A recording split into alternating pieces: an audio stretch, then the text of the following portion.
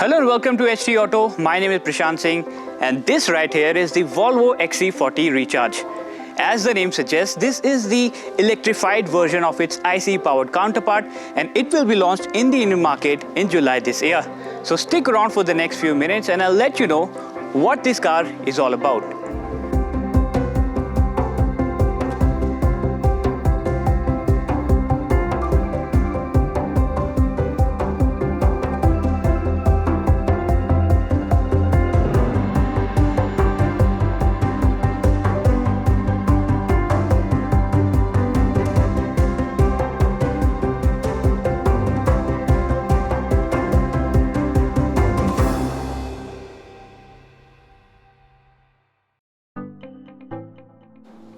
XC40 Recharge is Volvo's answer to the more mainstream European premium players.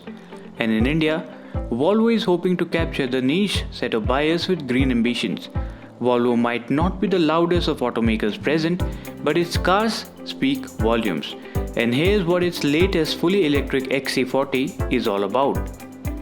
Now talking about the design first, as you can see, it gets a completely covered front grille which comes in body color, and at the same time there is also a recharge train badge placed at the back. But leave these details aside and place this car with the regular car and you won't be able to make out any difference at all. Well, of course, low exhaust tips and different set of alloy wheels also hint that it is something else. But given how loud every other automaker brags about their EVs these days, the greener version of XC40 is equally sedate and top shelf classy.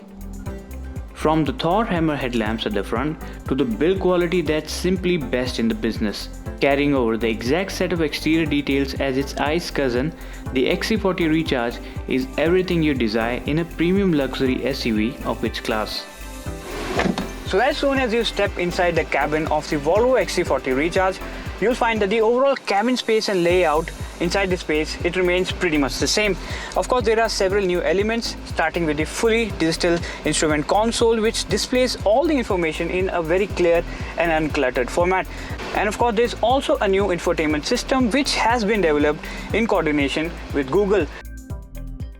Volvo has gone all in for the car's Google software, which handles navigation, voice assistant queries, and provides easy access to the Play Store, where you can download apps that are built specifically for vehicles. The screen also displays a host of information and acts as a center to control the systems on the car. Climate controls are handled by the screen. There's a bunch of other information that you can browse through and select, including 360-degree camera, one pedal drive, lane assist, and of course you can also control the entire sound system for individual seats. Another highlight that's needed to be said is the use of completely leather-free upholstery inside this car. But of course the test unit that we have doesn't have that, but the final units that will be developed to the customers in India will have leather-free upholstery. And of course the minimalistic Swedish approach inside this car is pretty evident in its each and every detail. The entire cabin of the car is very thoughtfully put together, and it offers everything I absolutely loved about the standard XC40, including the useful cubby storage, comfortable driving position, and spacious first and second row seating. In its electric transition, the XC40 has lost none of its cargo space, so it is also as much practical as the regular model in terms of luggage space. The XC40 Recharge is indeed all about classy exterior appearance and practical interiors. But now it is time to sit behind the wheel and see what it is really capable of.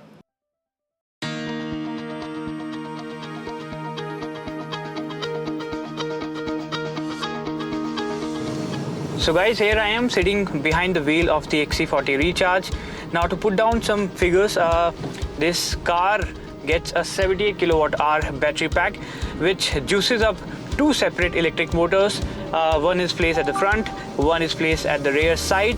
Now the combined output from this motor stands at 408 HP, which is backed up with around 660 Nm peak torque. Now the overall power is delivered to all the four wheels, which makes it a four-wheel drive car. Now I will admit that 660 Nm of peak torque, that's not a small figure at all, and the company claims that this output helps the car to go from 0 to 60 mph or 0 to around 100 km/h in just under 5 seconds. For the record, it is similar to the performance of say a Volkswagen Golf R or an entry-level Mustang. And it sure is fast. Put a heavy foot on the pedal and the burst of speed will make you fly like a rocket on freeways. Let's do the 0 to 100 km test. 3, 2, 1, here we go. Whoa!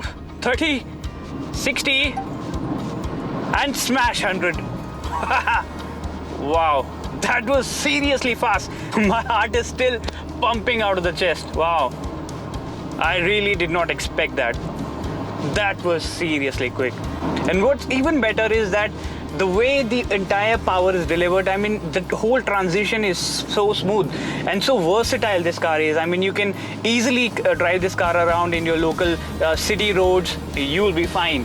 But as soon as you hit the highway, you slow down the pedal and you'll see what this car is capable of. I mean, it feels like a sports car. It feels like a proper sports car. Recharge sure goes like a sport car in a straight line, but it may not outrun one around a corner. The handling is reassuring enough, and 4-wheel drive means tons of grip, but it's not exactly the kind of car that you'll be seeking out on twisting roads. On the other side, the ride is highly comfortable, although the occasional large bump can jolt through the cabin. Wind and road noise are also well controlled, and it is fairly quiet inside the cabin. Making the experience even better is the Recharge one-pedal drive mode, achieved through its excellent regenerative braking. With this mode, you can drive the car around using a single pedal, and this can be turned off completely. And I'm sure it will come in handy when in chock and block traffic conditions. As far as the range is concerned, it gets up to 418 km WLTP range, which is quite impressive. While I didn't get the chance to test the full range, I did drive the car for close to 240 odd kilometers and still managed to return with around 30% charge left in it. It supports 150 kW DC fast charging, using which you can get it from 10 to 80% charge in just 33 minutes. So my day comes to an end with the Volvo XC40 Recharge, and I will admit that it was a very fun day indeed. I had tons of fun riding this car around, and I think it has everything it needs to be called a proper electric luxury SUV. But to put it down even more precisely, I'll say that this is a sports car in this disguise. That's all in the show today. It's goodbye for now, and as always, drive safe.